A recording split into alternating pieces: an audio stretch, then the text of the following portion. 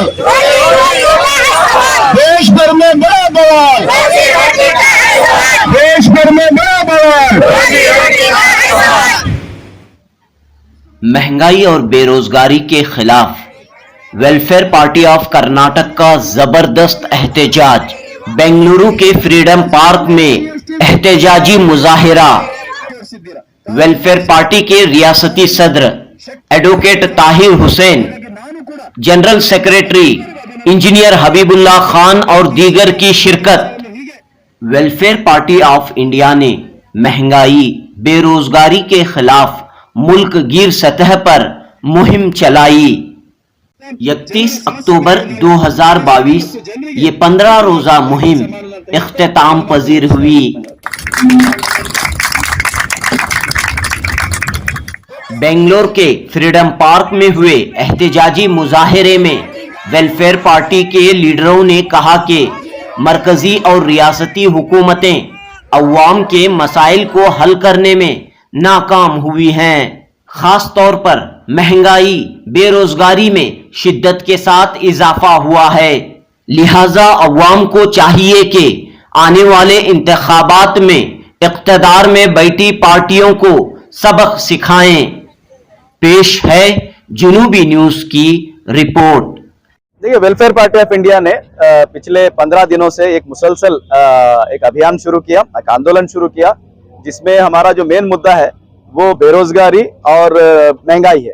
इसको लेकर के हमने मुसलसल पूरे कर्नाटक में और पूरे मुल्क में एक आंदोलन चलाया। इस आंदोलन के दौरान हमने गुलबर्गा से लेकर के मंगलूर तक एक जन जागृति जाथा, अवामी बेदारी एक जाथा भी हमने चलाया। इस दौरान हमने कई डिस्ट्रिक्ट्स को कवर किया, कई खरियों में हम गए। वहाँ जो लोगों के मसाइल हैं उन्होंने हमारे साथ शेयर किया, और जो हकीकत है, जो गवर्नमेंट बड़े बड़े एडवर्टाइजमेंट के जरिए से जो चीजें बता रही है उसमें और ग्राउंड रियलिटीज में बहुत ज्यादा फर्क है। तो गवर्नमेंट जो है सिर्फ एडवर्टाइज में ये बताने की कोशिश कर रही है कि सब कुछ ठीक ठाक है, लेकिन असल में जो है कोई जो जितने भी गरीब हैं, किसान हैं, मजदूर हैं, इन सब की जो हालत है वो बद से बदतर है। यहाँ कई ऐसे नौजवान हैं जिसको हमने यहाँ प्रदर्शन करने की कोशिश की है कि जिनको ग्रेजुएट्स हैं, नौकरी नहीं मिल रही है, जिसके नतीजे में खुदकशियों की तादाद बढ़ती जा रही है। यहाँ कैसे ऐसे बहुत सारे गरीब हैं। अभी हमारे वुमेन्स विंग की जानिब से घर घर का सर्वे किया गया, हजारों घरों का हमने सर्वे करवाया, जहाँ पर मालूम यह हुआ कि जो राशन का सिस्टम है वो भी ठीक से काम नहीं कर रहा है। ठीक से जो है चावल या जो भी राशन देते हैं वो उनको पूरा नहीं दिया जा रहा है, बल्कि कई गरीब घर ऐसे हैं जिनको जो है अभी तक उनका राशन कार्ड भी नहीं बना। फिर इसी तरह प्रधानमंत्री उज्ज्वल योजना के तहत आप बड़े बड़े दावे करते हैं कि 9 करोड़ लोगों को आपने सिलेंडर दिया है, लेकिन हकीकत यह है कि कर्नाटक में अगर हम देखते हैं तो कई लोग इस स्कीम से वाकिफ भी नहीं, और जिन लोगों को मिला है वो दूसरा इसके सिलेंडर जो भरने के काबिल नहीं है। तो हम सरकार से मुतालबा कर रहे हैं कि ये जो बुनियादी मुद्दे हैं, जो बुनियादी मसाइल हैं, इनकी तरफ सरकार तवज्जो दे। सरकार इस वक्त कारपोरेट कंपनियों की गुलामी कर रही है, उससे निकलकर बाहर आए। आम आदमी, किसान, मजदूर, यहाँ का खवातीन और नौजवान, बेरोजगार, सब लोग परेशान हैं। इनके इन मसाइल को हल करने का हमारा सरकार से डिमांड है। दबाव कैसे बनाएंगे आप? देखिए, ये हमारे welfare party of India national party है। ये 15 अक्टूबर से 31 अक्टूबर तक का ये जो अभियान चल रहा है, ये सिर्फ कर्नाटक में नहीं है, पूरे हिंदुस्तान में 11 रियासतों में 11 स्टेट्स में ये हमारा पैरेलल एक ही साथ 15 अक्टूबर से 31 अक्टूबर तक ये अभियान चल रहा है। इसके जो मुद्दे हैं, एक बेरोजगारी है, दूसरा जो है प्राइस राइज है, कीमतों में इजाफा है। ये दो इश्यूज, वैसे इश्यूज बहुत हैं हिंदुस्तान में, मगर हमने ये दो इश्यूज इसलिए चुना कि ये दो जो चीजें हैं ये आम लोगों से बनिस्बत है, लगत है, गरीबों से है, मिडिल क्लास से है, मेजॉरिटी जो पॉपुलेशन है हमारे हिंदुस्तान की, उनके जिंदगियों से कनेक्टेड है, उससे रिलेटेड है, इसलिए हम इसको चुना है। अब रहा, आपने सवाल किया कि ये हम हुकूमत पर असरअंदाज होंगे या ना होंगे। हुकूमत पर असरअंदाज होने के लिए ये कर रहे हैं।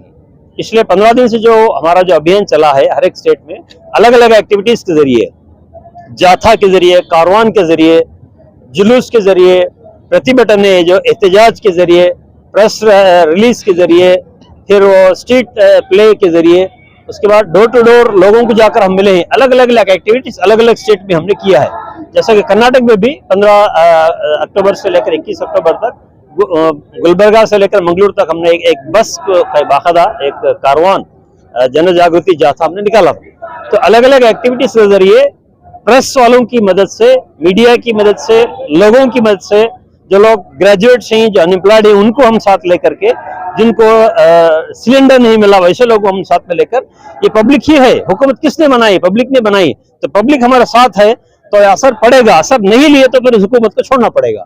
पब्लिक ने उनको बनाया है, प्राइम मिनिस्टर कौन बनाया है? पब्लिक ने बनाया है। जब पब्लिक उनके खिलाफ उठ खड़ी है, उनकी मांगे पूरी नहीं हो रही, तो फिर इन पर यह फर्ज है कि या तो उनकी मांगे पूरी करना पड़ेगा हुकूमत को, या तो फिर उनको अपनी कुर्सी छोड़ना पड़ेगा। यही दस्तूर है, यही डेमोक्रेसी है, और हमको इसको पूरा करके रहेंगे। जब देखिए, हुकूमत से हम ये चाहते हैं कि वो जो नॉर्मल लोग हैं, नॉर्मल सिविलाइज हैं, उन लोगों का ही गुजारा बसारा ना कर सके तो इसका क्या फायदा। उन लोगों की सहूलतों को देखना चाहिए। उसके मद्देनजर रखते हुए जो रोजमर्रा की, जैसे कि गैस सिलेंडर है, गैस सिलेंडर एक घर में आ गया तो 1 महीने का उन लोगों का घर का पकवान चल जाता है। तो यहाँ पे सिलेंडर बढ़ाते हैं, पेट्रोल बढ़ाते हैं बोल के राशन को भी बढ़ा दिए हैं।